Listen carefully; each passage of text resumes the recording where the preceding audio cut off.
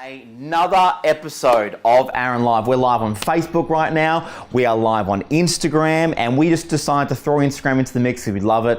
Next month we'll throw YouTube into the mix. So guys, we're pumped about being here for Aaron Live. This is a chance where I get to share with you guys once a month about some of the things that I'm really caring about in this amazing show that we have. And the purpose of this is to help you guys to be able to live by design and not live by default. So if you're an entrepreneur, you're a business owner, you're trying to start a business, you're just trying to live a great life, you're in good hands for the next hour while we're live here in the studio in Melbourne for Aaron Live. So let's get into the show.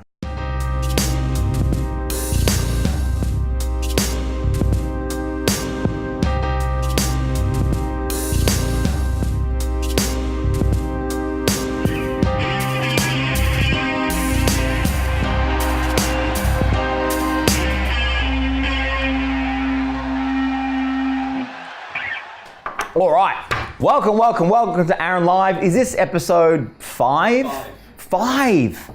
Goodness me. I'm gonna start gauging my life on episodes of Aaron Live. It's gonna let me know how my life's progressing. 5 months? Well guys, listen.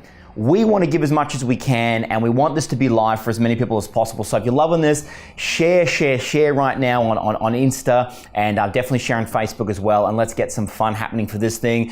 So you guys know I'm going to explain to you about Aaron Live, but I want to let you know that this is going to be interactive, and definitely we're going to get to Aaron's advice at the end where I get to answer questions live here in the show as well. So this is an amazing journey, and for those of you that tune in for the first time, I've been in business now 15 years, teaching people around the world for 11 years. I've been to 22 countries just to train people and 300,000 students on and offline right around the world. And the most impressive thing about all of that is the people that have changed their life through the process of learning how to live by design, not by default. So learning how to start and grow a company and learning how to market correctly, brand correctly, sell correctly, and just learning this amazing thing called business as well. So I'm enjoying this. And also, Think Like, my book here, has just been another best-selling category as well on Amazon recently. So we're very impressed with those as well. So welcome to Aaron Live. We're going to be together for an hour, and we're going to be on Instagram. We're going to be on Facebook Live, and we're going to have some fun over all these segments that I put together for you. The difference between this and the Ellen Show is there's no dancing in the aisles yet. I have told my creative team who are behind the scenes right now that they will at some stage be dancing live in my show, just so you know. So let's get into the first segment of Aaron Live, and we call this the Biz News. Okay. So Biz News. Now, normally on the Biz News, I talk about maybe like 1, 2, 3 things. I couldn't help but talk about 4 key things this time. So first thing I want to talk about for all of you potheads out there, yes, that's you, is medical cannabis. Medical cannabis. So to me, that sounded like an oxymoron when I first heard it, but it turns out it's got some privileges. It's got some benefits. It probably has some privileges too. So listen, medical cannabis has been around for a long time, but in Australia, it was actually only now in 2016 legislated that it was okay for medical cannabis to be around. Now listen, right now there's 21 companies in Australia, ASX listed companies in Australia with interest in medical cannabis. So it's a massively growing industry. Right now, we're at a point now where patients in all states will be able to get their scripts filled in 48 hours when this thing launches heavily. And more impressively, right now 30 countries and around the world and 30 states in America have legalized the medical use of marijuana. But here's the thing that blew my mind away. Besides everyone investing in medical marijuana, did you know we're on track to be the largest export of pot around the world for people to be able to use for medical marijuana? Us, Australia. Can you believe it?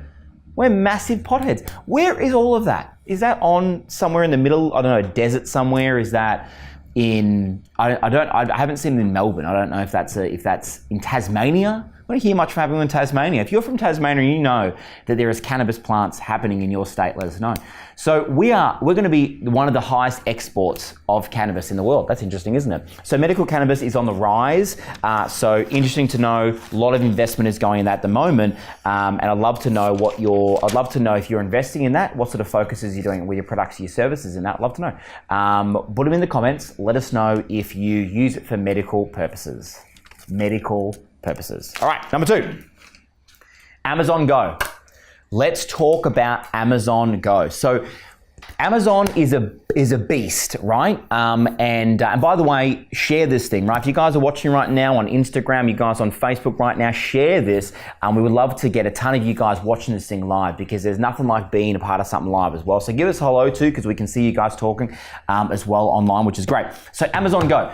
Amazon, the behemoth that Amazon is. I don't think we can go through one Aaron Live without mentioning the word Amazon, right? That's the thing, right? So Amazon Go, or one arm of Amazon. Now, if you don't know it, it's the whole cardless shopping experience where you're walking in, it's checking that you've gone in, it's using your phone, you're picking up some things from the shelf, you're putting in your basket, and you're walking out. There's no staff whatsoever, charges you instantly for the privilege of being in there, and obviously it reduced costs dramatically for these guys. So Amazon Go right now, they have only been around now for about, I think it was 2016 is when they first launched, about a year and a half ago now. They've said they're going to 5x their workforce by 2022 to 5,000. They just opened their 4th fulfillment center. And right now they're spending most of their focus is in the US. But they've said within the next 5 years, they're going to be dominating right around the world, including here in Australia. They've already opened their distribution center here as well. So this is going to be a massive player that we need to start looking at. And listen, I've always said this. I think the Australian and let alone the world retail industry right now is underestimating the impact that Amazon Go is going to have, especially for our food retailers. Coles, Woolworths, Aldi. You guys are on notice to get your shit together because Amazon's coming. Get this, Amazon has, of all of the food searches in America, Amazon equates to 55%. Now, I mean, in Australia, you don't go to Amazon unless you're trying to get a book. I'm sure that's going to change very, very quickly. But in America, already 55% of food searches are done on Amazon. Huge player in the game, hugely changing. Definitely part of the biz news and definitely something to watch right now to see how these are going to. They've said they're going to dominate the next 5 years as well. Here in Australia and right around the globe as well. So that's one to look out for in the biz news. Amazon Go, crushing it, doing some amazing things. Next, in the biz news, let's talk about finding love. Finding love. Facebook. These guys are all over the love. By the way, if you want the official Aaron Live mug, you just need to email in studio@aaronsansone.com and we'll send you out a post-it note to stick onto your mug. And then it's the official Aaron Live mug. It doesn't have to be a mug either. It doesn't have to be a mug. It can be, it's actually official. It's actually, I think it's better than having a mug that's printed on there because you can use it on anything. Your water bottle, your significant other, your laptop. It can just be Aaron Live merchandise and everything, right? Spouse. So I actually want to keep this. I don't think I want to get an official one. I like this one. We have to put that there. We have to put that there. So listen, Facebook. Facebook have their F8 conference, right? Some of you guys might have heard of the F8 conference.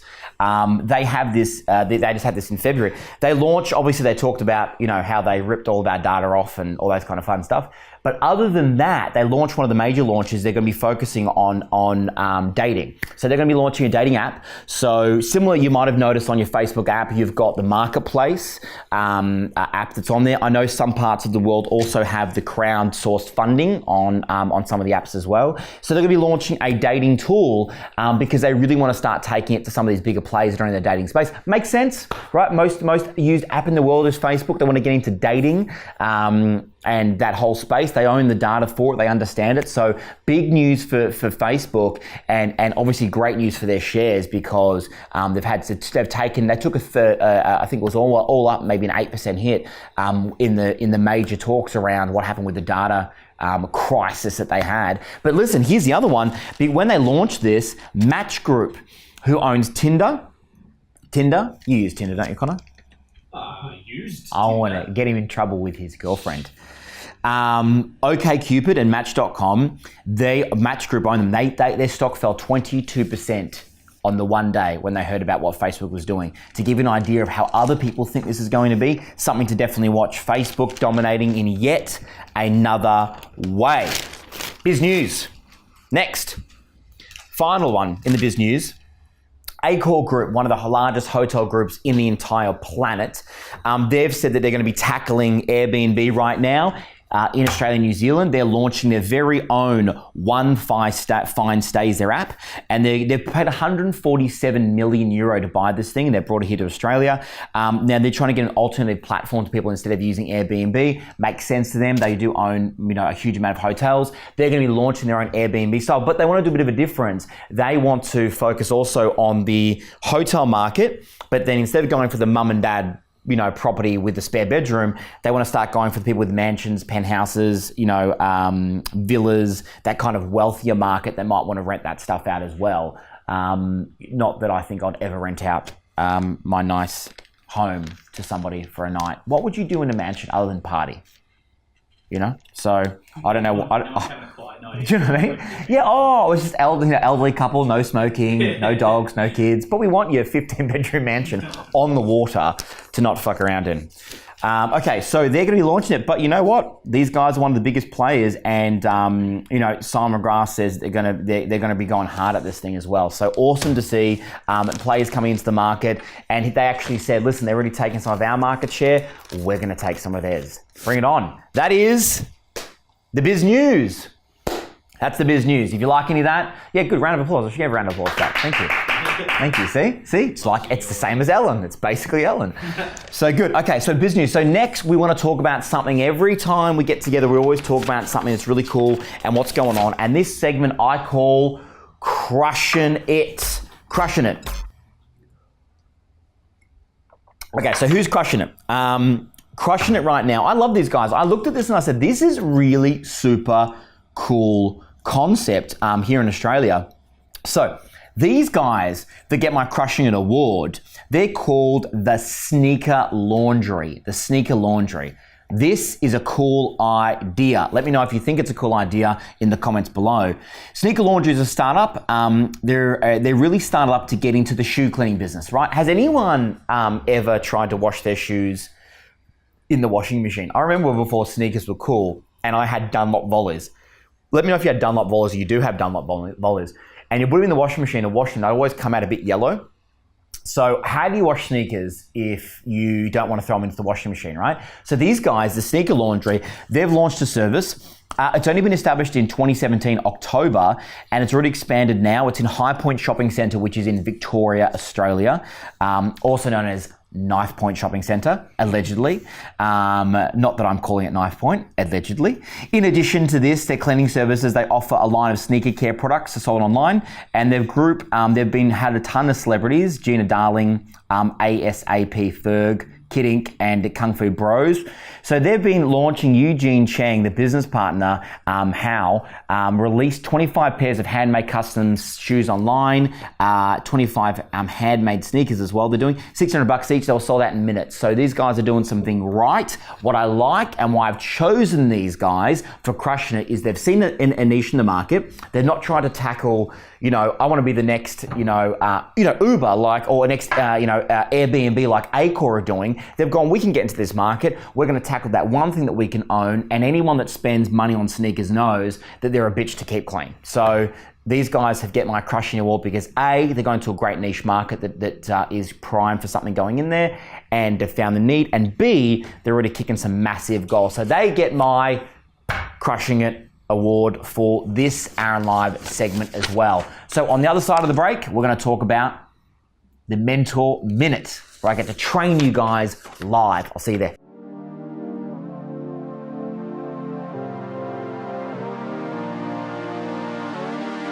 Today's about getting the things that you're missing in your business and in your life to change what you want.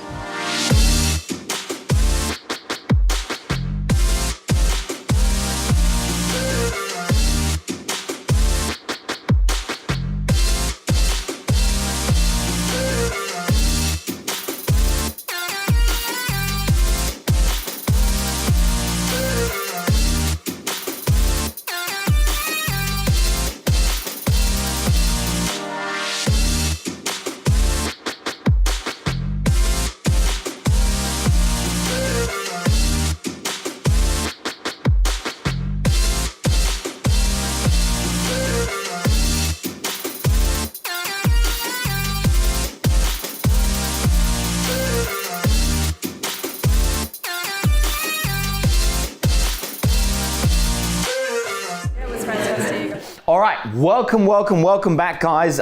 This is what we call the Mentor Minute, right? So listen, over the process of this time, any questions you've got, use the hashtag Aaron's Advice when you type something into the comments, because obviously we get tons of comments. Also, you can send questions into studio@aaronsansoni.com. Studio@aaronsansoni.com goes right to these guys behind the camera, which are whispering right now. And also you can put something in the comments either on Insta or you can do it on Facebook as well. Hey, I wonder if you put like a filter on my face of like a hat, whether it'll work from this distance. You should try that on Instagram. Oh, look, love it. Okay, Mentor Minute. This is what we call the Mentor Minute.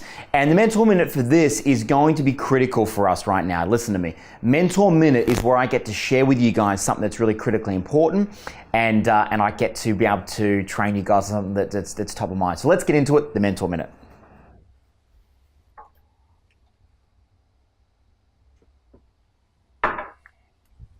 All right, so time, Paul. Who's time, Paul? Raise your hand. Good. Everyone thinks that they're time poor. Here's one thing I want to start off when it comes to this. Critical factors in optimizing your time. So let me start from the start. Anyone that gives me a sob story with how much time they've got to spend with this business and what am I supposed to do in this part of their life, or they've got 5 kids, or they've got whatever, listen. If you think you're busy when you've got one broken business, or you've got a full-time job, or you've got a couple of kids, here's what I'll tell you this. Anybody that you look up to in life, anybody that you look up to in life has the same amount of time as what you do. So that's the only fair thing in this entire world. Where you're born, what money you're born into, what your background is, there is 1,000 other factors that contribute to you being successful in your life. One of the things that is absolutely the only true point that's fair is time. So listen, I want you to understand that, because from the start, if you say, I've got no time, I'm so busy, I've got no time, I'm so busy, you're telling yourself you don't have any time, you're so busy. So how are you supposed to improve your life? So I want to give you guys critical factors. Now listen, I'm going to give you 4, right? On pen and paper, because in Aaron Live, one of the things I love the most is to help you to improve where you are. This is not just listening to something, writing something down and saying it's a great show to watch. I actually want you guys to take some practical notes out of this. So listen, if you want to learn some critical factors to optimizing your time, I'm going to give you 4 things that I've been teaching for a while now. I learned it from one of my mentors many years ago, and they're things that really help me to understand really how to better my time. 4 key things. So here's the first one. Number 1, automate. I want you to write that down.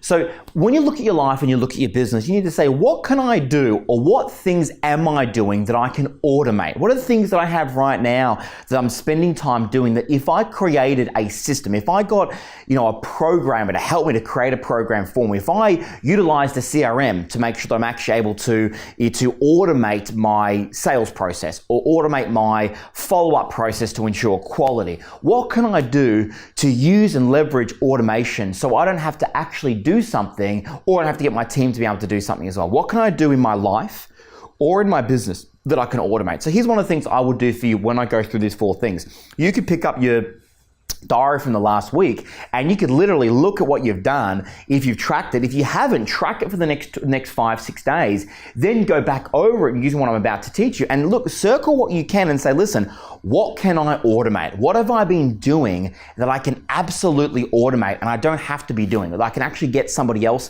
to be doing for me, but automate that process, leveraging technology. So if there's something you can do that creates an automation within your business, so it doesn't have to have human contact, or something within your own life that you can automate, what can you do that you can create automate? Now listen, this could be as simple as a payment. You might get on every online once a week or once a month and do all of your payments for your business, but you see that there's a feature where it can automatically direct debit you for that particular payment that you make within your business or within your life. Can that be automated? Can you go, okay, I always pay the Optus bill and it's going to cost me $100, whatever it's going to be. Let's automate that process. I still get a bill. I can still check in to make sure I'm doing the right things, but can I automate that process? Because every minute you spend doing something in your day and in your life is costing you money. Like if you look at how much money you earn in your business or within yourself last 12 months, you divide that by how many hours you've got in the year, it's still a value. Whether it's $1, whether it's $100, whether it's $1,000, there's still a value associated to every minute of your time. So I want you to think about that when it comes to automating what you do in your life. Critical to be able to optimize your time. Second thing, systemize. Now, automation is based upon you using technology or ways that you don't have to get involved with to create a system where you don't have to be involved with to get things done. Systemizing is when you look at something you're currently doing now and you stop and you say, okay, when in my business I do get an order coming in, what's the process that I follow to fulfill an order? Or if I'm going out there and creating some marketing campaigns, what's the process I go through brainstorming, through launching it, through checking with my ads, whether you're using Facebook or whether you're using offline marketing, check the ROI on those things. What's the process you go through? Now, when you stop and you write down the process you go through for anything, what you do is you find flaws and you find opportunities. You find flaws and you find opportunities. You might go, why am I doing that when I don't need to do that? Why am I doubling up over here when that's not critical? Or you might find a step that you're missing because you're doing all these other things that are not critical that you can start doing to improve the quality as well. So systemizing is critical. Now, if you are trying to grow an empire of companies, or if you're just trying to get team members to understand how to run your business, if you systemize something, you create a standard operating procedure, or SOP, some people call it, then you're able to understand how to improve on the business and everyone can follow the same quality control. You want to improve some parts of your life and optimize your time. A critical factor is how you systemize that process as well for yourself. That's my second point. First, automate. Second, systemize. And third, delegate. How often do you know that you need to delegate, right? How often do you know you need to just let go and say, you know what? I know you might not get it done as critical or as well as what I can do it, as quick as what I might be able to do it. And in reality, in most businesses, most people won't get the same stuff done as quick as what you might get that done. And maybe not even to the same level of care or standard. But ultimately, if you have to do everything in your business, if you've got to do a push-up to get paid, in other words, you've got to do something to be able to make money or deliver on something, then you only have a job. You don't have a business, you don't have an empire. So you have to start delegating to people around you. You have to start delegating and you have to start passing on. Now, I'll give you a tip. What I do when I'm delegating something within one of my companies, I'll say, listen, I need you to do this one thing for me. And I say, do you understand what I need you to get done? And I'll say, explain to me back maybe what your understanding is of what I need you to get done. They'll like re-explain it to me, which means it sinks into their mind and I make sure I understand what they need to do. Then there's two other magical things that I do. One, I say to them, is there anything you need from me to achieve that goal, to get that done? Is there anything else you need from me to make sure that's done? So if there is, I make sure I cover it off so they're not waiting on me. Or if there isn't, they say, no, there's nothing else. The last thing I say when I'm delegating something is let me know when it's done. So my team know if I send them an email to get something done, they'll write back and I'll say this is done. If I send them a message, they'll write back and let me know it's done. So I can rest at night knowing something is done, right? So delegating is critically important to you being successful. If you want to meet any successful person, anytime I've met some of the most powerful people in the world, the richest people in the world, these people have people that they're delegating to around them. Now listen, even if you're starting out in business, there's definitely things that you can delegate to people around you, because most people that I meet that are in business are a control freak, which means they hold on to everything, and which means they're limiting their success, by the way, as well. So you've got to delegate. You've got to allow people to learn and grow. And yes, you have to allow people to make mistakes as well in your business. So delegate. And last but not least, eliminate. What can you do in your business, in your life, in your time, in your schedule to optimize your time that you can eliminate? It doesn't need to be there. You don't need to do it. You don't need to be the person that goes and does that one thing. You can delegate, ask somebody else to do it. Or there might be something that you have that you're doing that just doesn't need to be done. There's something you're doing that's a super old school method of doing something in your business that doesn't need to be done. You don't need to do that in your day. What can you eliminate? Including, can you eliminate wasting time doing certain things? Are you spending 3, 4, 5 hours doing some specific thing on social media where you can get that done over a period of time, and then you can get off it and do other things that are critical for you? What are you doing that you don't need to do? Is there anything? And one of the things I will say is definitely do the track of what you're doing in your week and go back over it and then write down. Like if you get a calendar, one of the things that I did years ago, and it was brilliant, is I got a calendar which was all blank and it said 9 to 9:30, 9:30 till 10, and I wrote in what I was actually doing. Then I went back and I applied these principles to it and said, okay, what can I automate? What can I systemize? What can I delegate? And finally, what can I eliminate? What doesn't need to be done? And we all have things in our life that we can eliminate, that we don't need to actually do it all. It doesn't serve us any purpose. It doesn't serve us any benefit to be able to do it as well. So one of the things I really, really encourage you to do is definitely going through that process as well. Cool? So if there's something you can eliminate, make sure you guys write that down as well. Good. So here are the 4 things as well. Automate, systemize, delegate, and eliminate. And that is my Mentor Minute. Now listen, you want some advice? At the end of Aaron Live, I'm going to be answering some live advice in the comments on Instagram. Instagram, comments on Facebook, and of course, Stuart at aaronsansoni.com as well, using the hashtag Aaron's Advice. And we're going to be getting to that for you guys at the end of Aaron Live. Hope you guys enjoyed the Mentor Minute.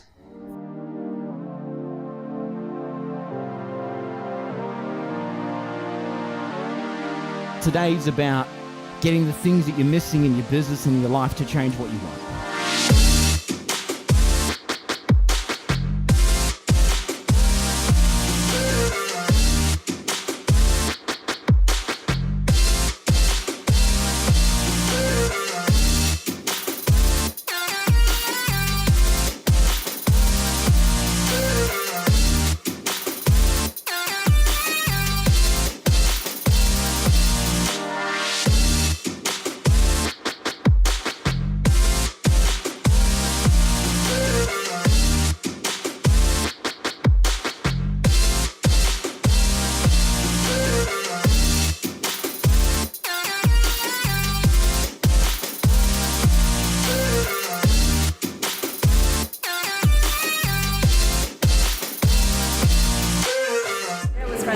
Every time there's another takeaway, there's another pickup, and a hell of a lot of momentum. I'm definitely glad I came. And I'm feeling really pumped actually. I can't wait to get back to home and start, implementing some of the things I've learned today.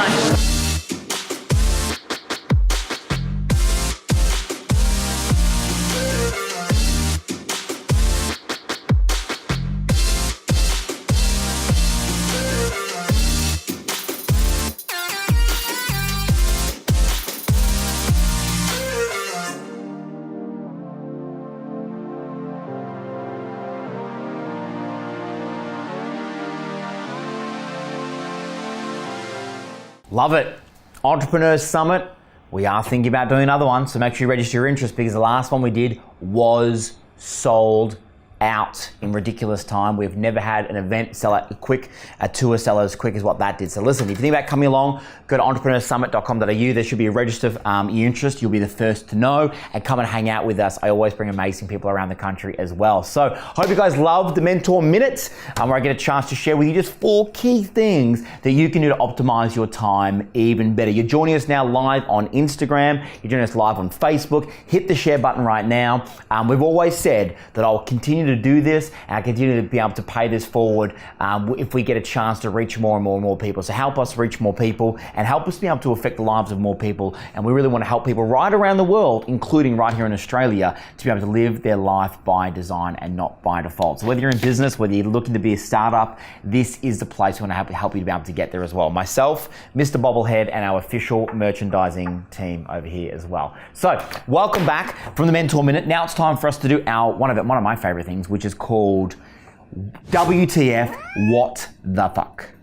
WTF. Love it.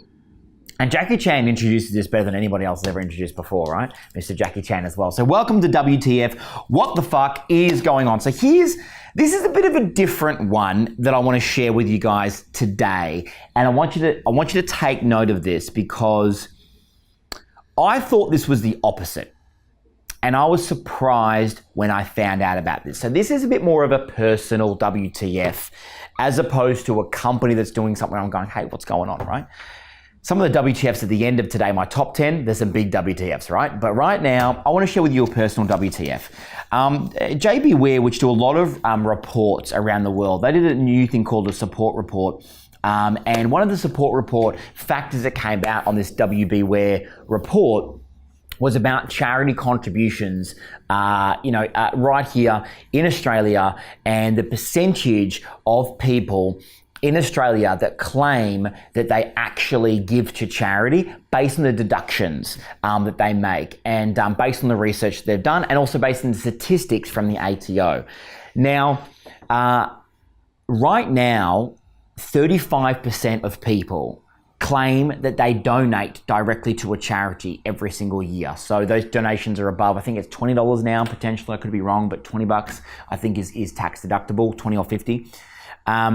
Only 35% of people donate to a charity in Australia.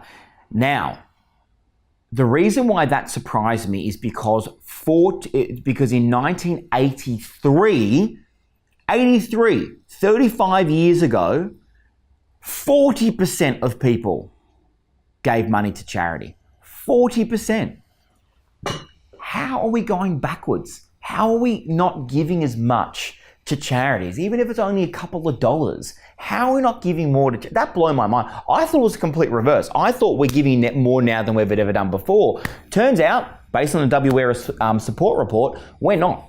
So I would encourage you that even if you can give a couple of dollars to a charity that you really care about, that my WTF is that we're progressing so far as a society, but we can't give a couple of dollars to help people. Listen, I remember when I very first got my very first job when I wasn't even legal. I mean, I reckon working at McDonald's in a fish and chip shop, years ago, I still gave a couple of dollars to the 40-hour famine or the World Vision, whatever it may be. I would really encourage everybody to start giving more in some way, because to see the statistic that over the last 35 years we're regressing in terms of how we give as we grow as a society and as we grow as a nation, becoming more and more wealthy and being able to me that's counterintuitive. So my WTF is, if that's you and you're watching, I give you a round of applause for giving. If it's you and you're watching and you haven't give, I really, really, really want to encourage you to be giving something. I'm not saying give millions of dollars. If you can't afford, give what you can. Yes, you can give your time, but if you give money to a cause that you really get behind, I really think that I would like to see that statistic change, because I actually think it's embarrassing, to be completely honest with you. I really think that statistic should change. So listen, a few years ago, I wanted to do something about it within my own life, and instead of giving a lot of money to different charities, we decided to actually start our own foundation, which is the Aaron Sansoni Foundation. And so if you're thinking about giving, I would encourage you to come and join us. You can go to aaronsansonifoundation.org. And to let you know about my foundation, we are currently working with the Oz Harvest here in Australia. And Oz Harvest do an amazing job with rescuing food from restaurants and supermarkets all around Australia. They prepare that food and they give it to charities to be able to feed, over 1,000 charities in Australia to be able to feed the homeless. Now, the Aaron Sansoni Foundation, we give 100% of every dollar we're given. 100, not 99.5, not 99.7, 100% of the money that we receive goes directly to Oz Harvest, which is a charity we've chosen this year to work with. 100% of that money goes to Oz Harvest. So this year, we're going to feed 250,000 Australians. We're already on track to do that this year, which we're really excited about. And every dollar you give feeds 2 Australians. So listen, if you want to give to something, you think about what you can give to, go to aaronsansonifoundation.org. And again, 100% of that money goes directly to the Oz Harvest organization. I cover all of the operations costs, the staff costs, the transaction costs. If you give $1, that dollar goes directly to our partner this year, which is Oz Harvest as well. So I really encourage you to be giving.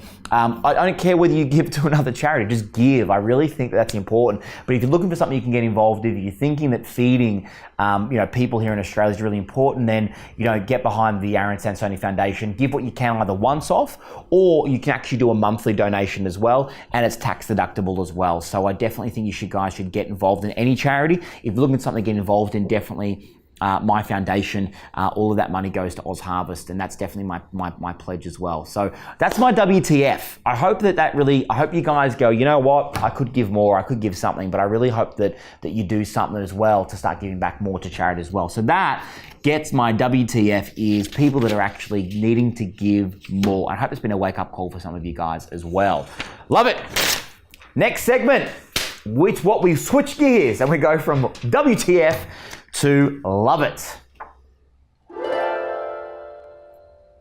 Oh, that's got like a fancy sound effect. Yeah, little Bring. sound. They've all got sound effects. Bring. Do you guys appreciate the sound effects? There's no expense. Spend no expense in this massively amazing studio. Great. So my Love It Award. Now, I give my Love It Award to lots of different things right around the world, but this one is close to home. This one goes to a little company called Gippsland Jersey. Now, these guys are here in Gippsland, here in Australia, and they're in Victoria. Gippsland, for those joining us interstate or overseas, because we do have, last check, 35 nations that join us right around the world to watch this program. So these guys, a few years ago, there was a bit of a squeeze happening when it comes to the farmers here in Australia, which is happening right around the world, where they're trying to cut into the profits, and it wasn't as profitable for these guys to even survive as farmers, right? So this company, these guys formed a company, and they got involved in creating. Her name's Sally Jones. Sally Jones is a founder. She created the Gippsland jersey, and they created a company which was a community-based company where all of the profits from the sale of this goes directly back to the community. So what that means is this. They're distributing directly through, I think they've got into 12 Woolworths stores now, and instead of going through the middlemen to then go into the supermarkets, they're cutting through all of that to get more profits back into the community, and they're being distributed back into the community. So listen, Sally, she said that the company, Gippsland Jersey, was based on 3 pillars. The first pillar is the milk has to be sold at a fair price for farmers. The second is around smashing the mental health stigma in rural Gippsland, especially amongst men, because they're not ashamed to talk about that, because they really believe that there's a major issue around that right now, having conversations around that across social media as well.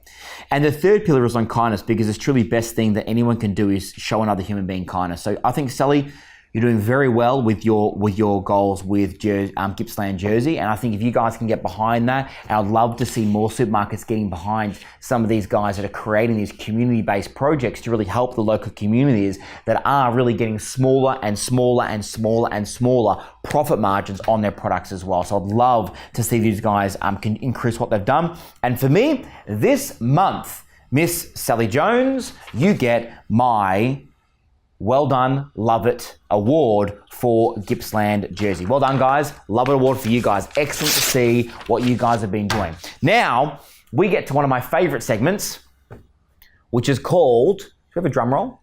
There you go. You're a drummer. Yeah, I know. That's pathetic. I'm a drummer, I'm not a drum kit. Our studio manager is literally a drummer, and that's the best he could come up with. We'll work on that, right?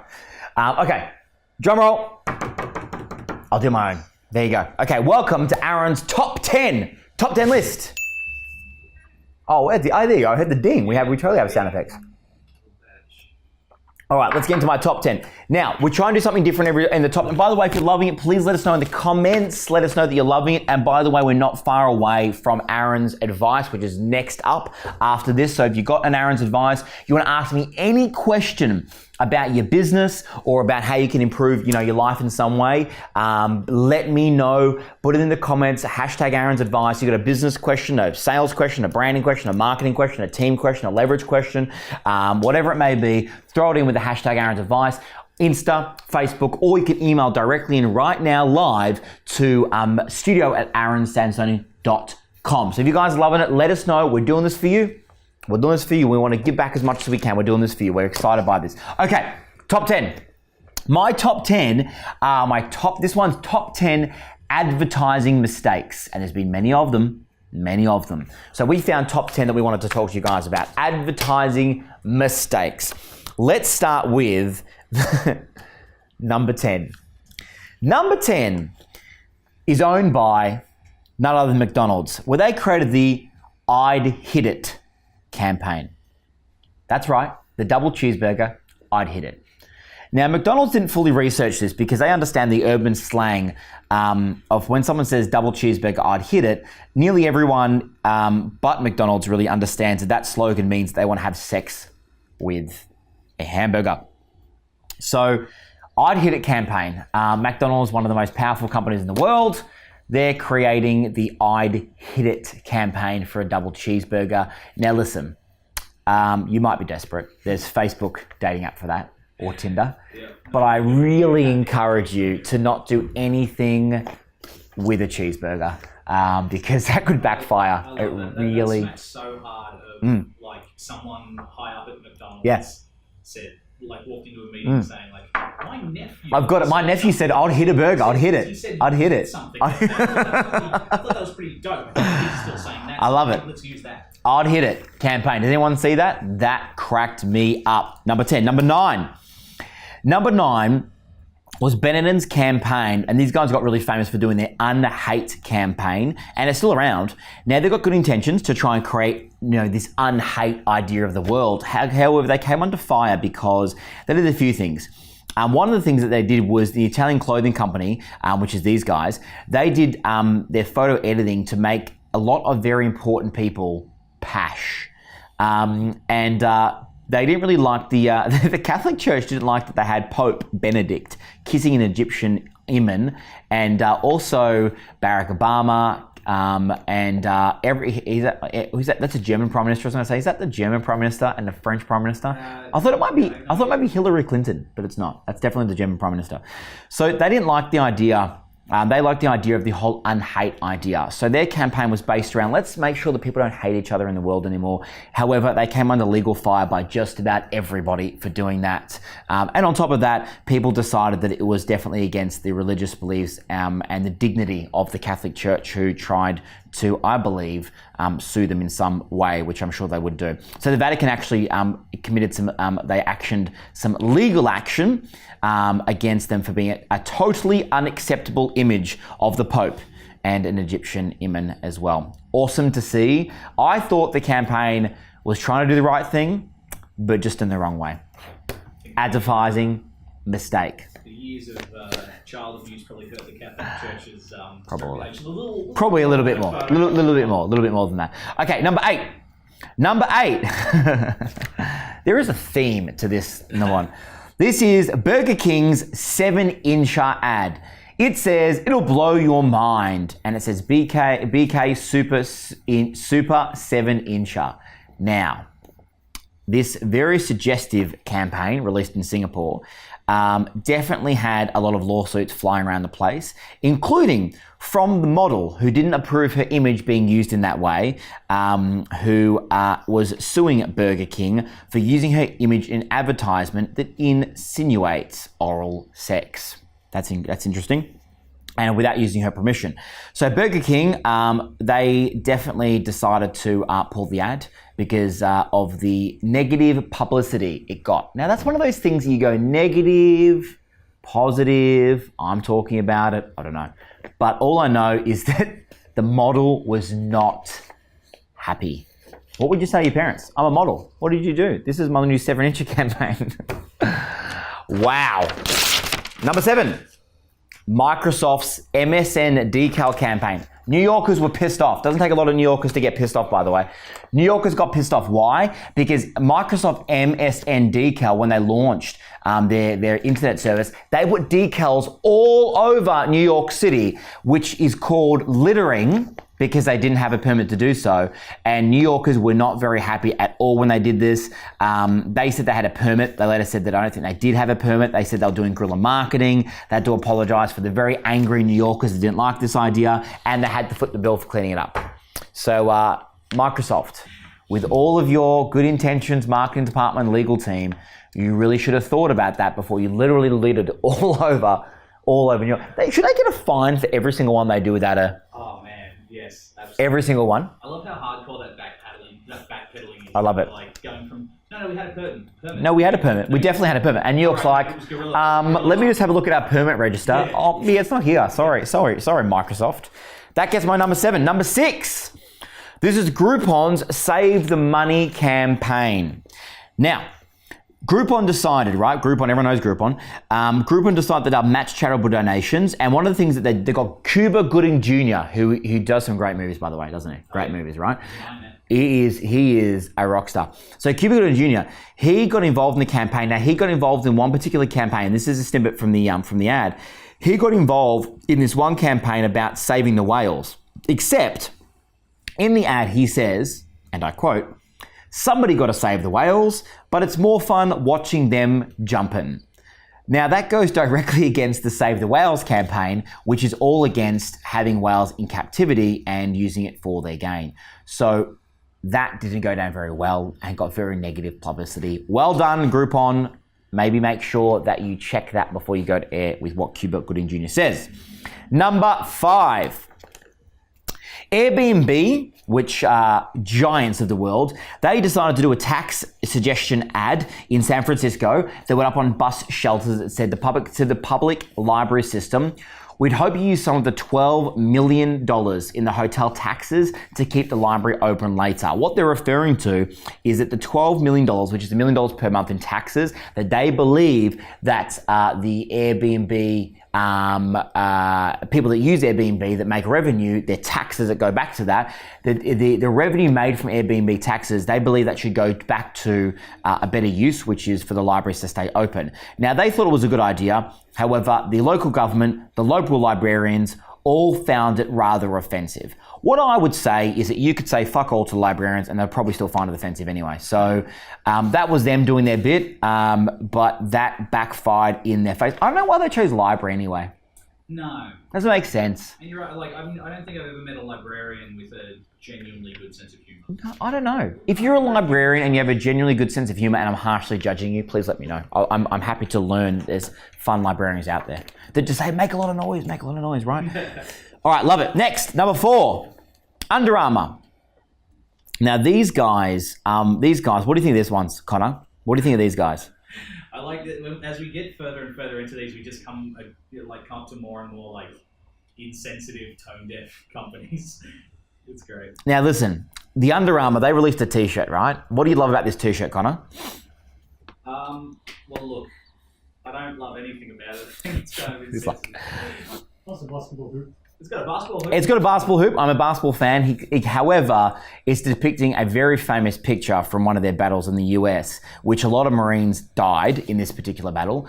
And it's an iconic photo that Under Armour decided to somehow replicate, but then say they weren't replicating it, but then backpedal and say that they apologized for doing it. So this is Under Armour trying to use some history in their advertising. However, it massively backfired amongst everybody because of the people that lost their lives in that battle as well. So Under Armour, bad idea to sell t-shirts depicting a battle that lost a lot of people's lives. I hope you guys learned something from that. Number 3, this one is fucking terrible. Can I just launch with this?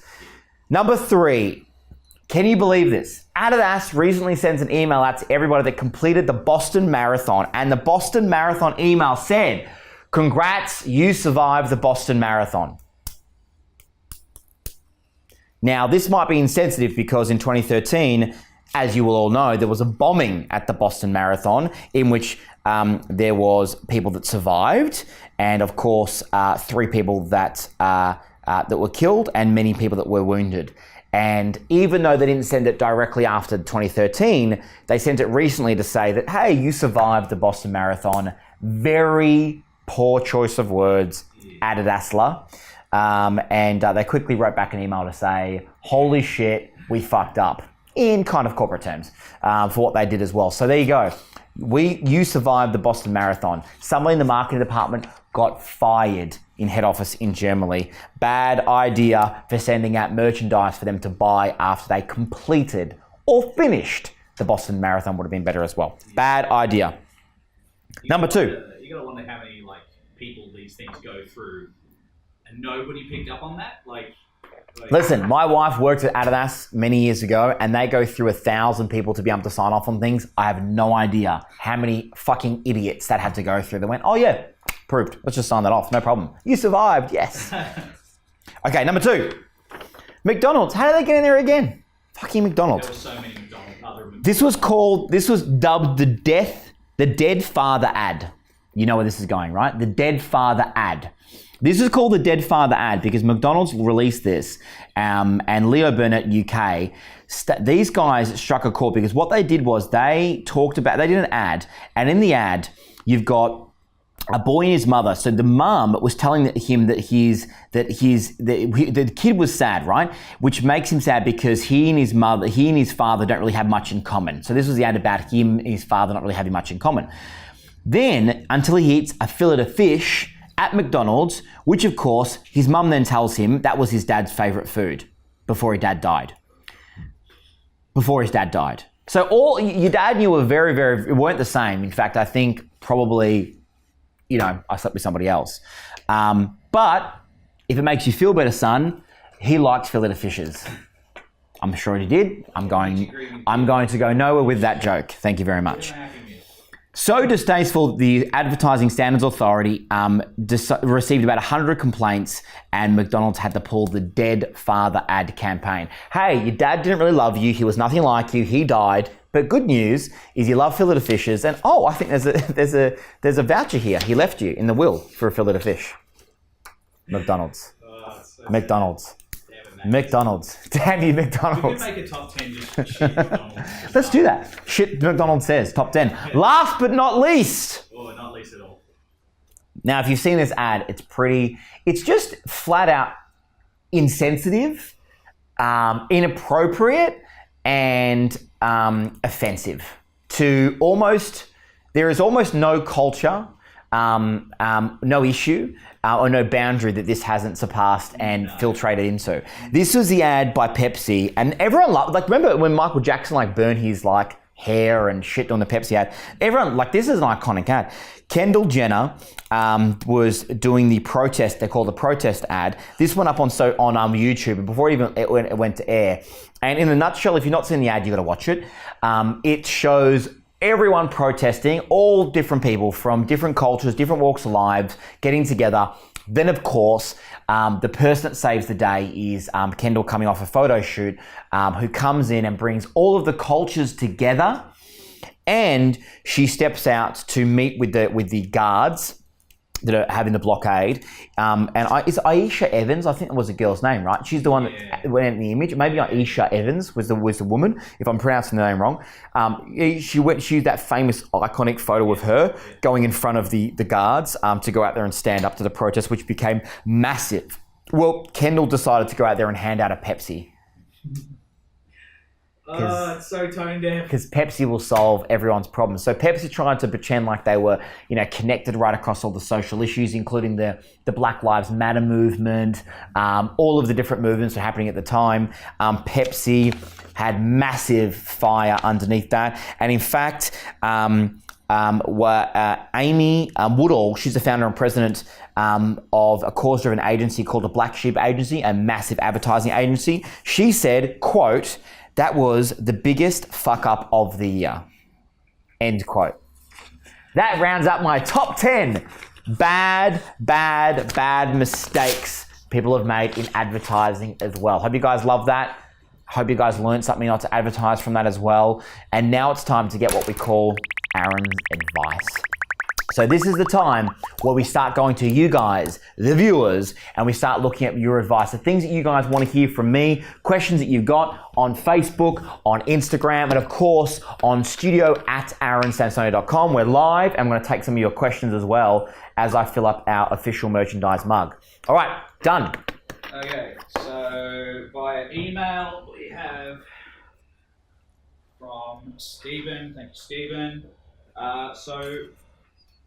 Seems a contract. So what are some ways that you use or you would recommend to get in the right mindset to go after clients? I struggle as a contractor to choose my own worth, so to speak, each and every time.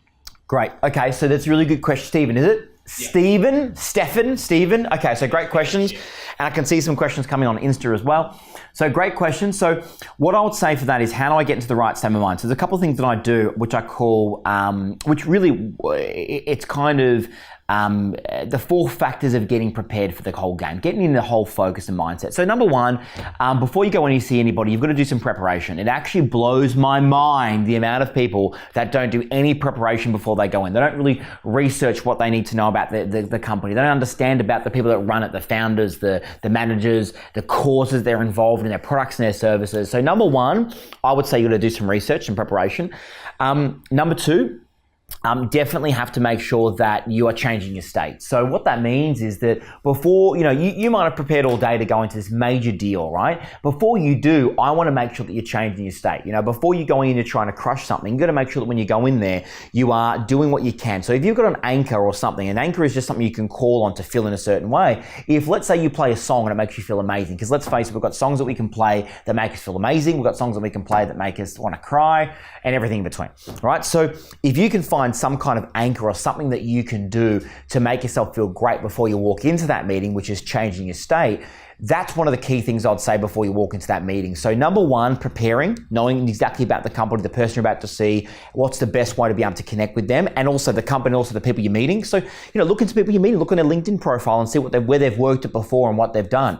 Second thing would be changing your state, making sure you're ready and you're focused before you walk in, because a lot of people have meetings towards the afternoon or the end of the day and they've just had their whole day and they've not come off fresh into a meeting or something like that. So try and plan your meetings when you're the freshest in the day. Don't plan your meeting at 1:30 and you finish your lunch at 1:25. You're stuffing your bloody sandwich in your mouth and you're trying to walk in there. You're sitting there trying to have a meeting with somebody and your body's trying to process what you've just eaten. So choose the right time of the day that you feel the best when you go and do that as well.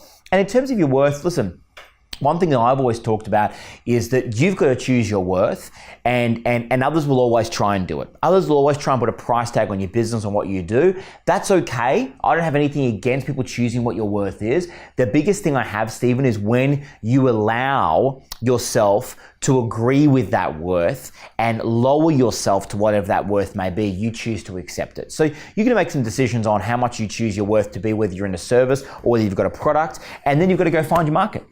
In every business, there is always a person prepared to pay a price point. You've just got to find your market. There's people that are willing to spend, hundreds of dollars, even maybe $1,000 on a phone case. And there's people that wouldn't spend more than $5 on eBay on a phone case. You've got to choose your market. If you've got a product or a service, you've got people that can be a personal trainer, they get paid $40 an hour, $30 an hour, and you've got others that will be a personal trainer that wouldn't get out of bed for less than $400 an hour. You've got to choose what your market's going to be. You've got to raise to that worth. You've got to build your brand and your standards and your delivery to be able to be at that worth. So you've got to choose what your worth's going to be. You've got to raise to that, and you've got to make sure that if somebody else is choosing your worth, you don't lower yourself to that as well. Does that make sense? Good. Next. I want to check out some of these questions you got on Instagram. I'm going to jump in front of you. Hey. Hi, Instagram. Hello. So, from, here we go, we got a bunch. Oh, how are you? All right, well, let's just go up. So, where do you see media businesses going in the future? It says Will Glover, 1755. Hey, Will. Hey, buddy. Good. So, look, media businesses in the future. Look, I own a fairly large media business here in Australia, which is Manhattan Media, and we're right across everything from websites to photography to video to studios like this to magazine design to a bunch of apps to a bunch of different things. We work with some of the best there is. So, look, I see in terms of media companies, I see them along with every other business. They've got to pivot and change with where the market is right now. So, I don't see that there's any end in sight for media business. I just think that they're going to need to pivot, and they're going to need to make sure that they're pivoting to where their market may be. So if they're a traditional offline ad agency, they've got to start looking at what the digital world is going to be bringing to them. They've got to start pivoting to whatever that market may be. So I don't see that there's an end. Like any business, I see that there's disruption, and you've got to make sure that you are planning for that disruption and you're evolving and you're pivoting your business plan. Make sense? Cool? Sounds good. There was another one, another question in there from someone saying they had an idea for an e-commerce subscription-based model thing that sells farm eggs to city people. Okay. What are your thoughts? I think like what the Gippsland Jersey guys have done, I think that's a really cool thing. I think that if you're going to sell anything directly to markets, farm, I think organic is one of the biggest growing, top left. Organic is one of the biggest left. I'm just helping our creative director here press a button.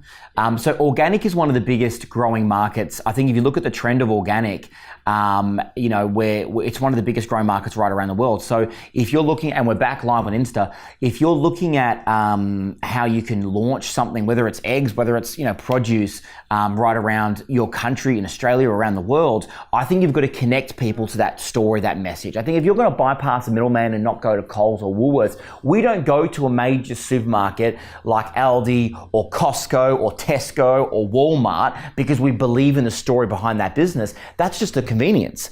So if you want to be something that is going to be a direct to market type thing, you've got to tap into the organics, you've got to tap into the fresh, and you've got to tap into getting behind a community, because people are willing to spend a couple of dollars extra if they're going to tap into the community. I mean, where we live in Victoria, in our Bayside, there's always farmers markets and things around there. Why do people go to a farmers market? And sometimes it's more expensive. They go there because they want to support the locals. They feel if they go and they buy their their tomatoes or their